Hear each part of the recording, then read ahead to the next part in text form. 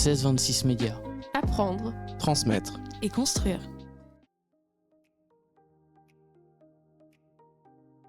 Bonjour et bienvenue sur 1626 Médias. Nous sommes à cette deuxième journée de l'Odyssée des métiers et des formations.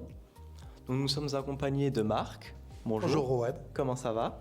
Très bien, je te remercie de m'avoir accordé un petit temps pour présenter les métiers des industries de la mer. Merci à vous d'avoir accepté.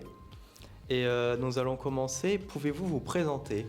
Alors je suis Marc de Liancourt, je suis membre responsable de l'attractivité dans une association qui s'appelle SINAV, qui est basée à Brest. Oui, maintenant Brest, c'est la banlieue de la région Normandie, donc c'est pour ça qu'on est là. On travaille avec la région. Et l'objectif principal de SINAV, c'est de faire découvrir les métiers des industries de la mer. Et donc, quelles sont les normes ou les procédures qui sont prioritaires à apprendre dès l'arrivée ?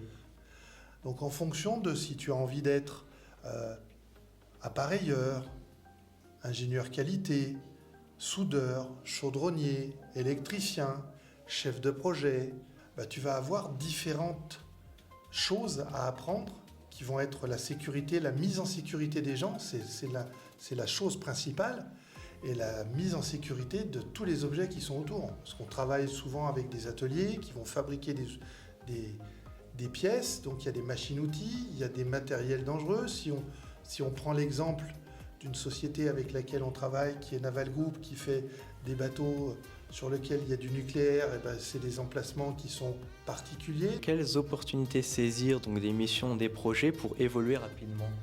Alors, essaye d'imaginer l'ensemble de la filière des industries de la mer. Ça représente aujourd'hui près de 130 000 personnes en France.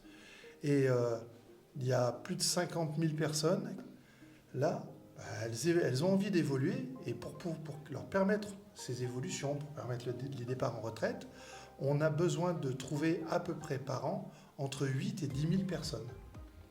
Donc une personne qui va partir va avoir une connaissance, elle va être expert dans son métier.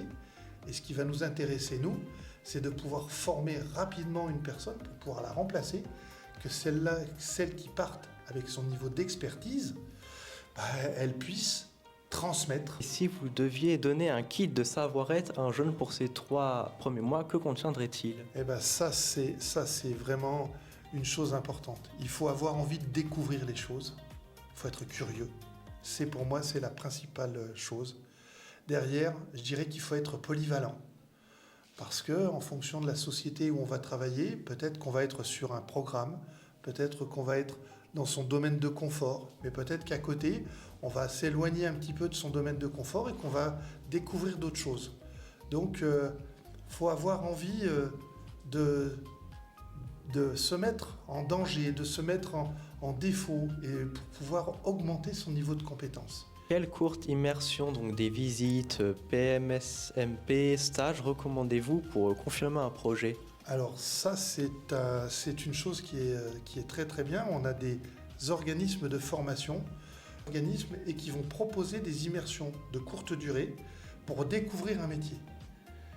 Et en plus de ça, on n'existerait pas si on n'avait pas le soutien des régions.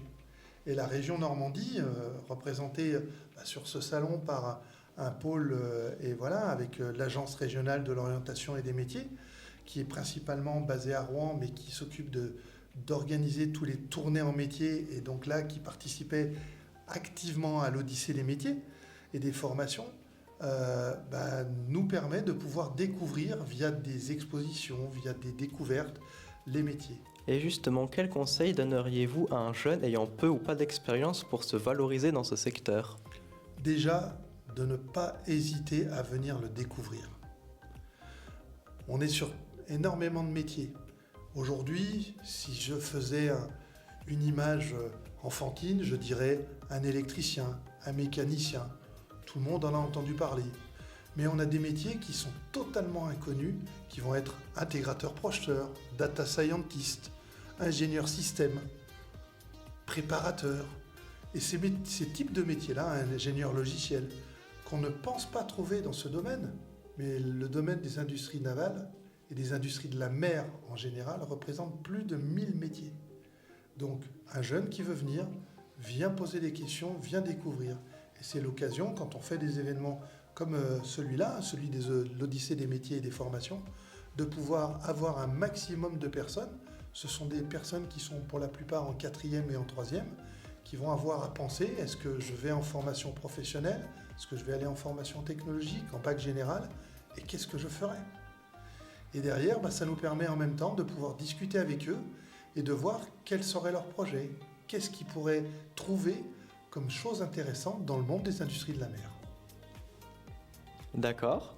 Eh bien, merci d'avoir répondu à mes questions. Eh bien, je te remercie, moi, de m'avoir laissé un peu de temps pour présenter le monde des industries de la mer. Ce fut un plaisir et à bientôt sur 1626 Média.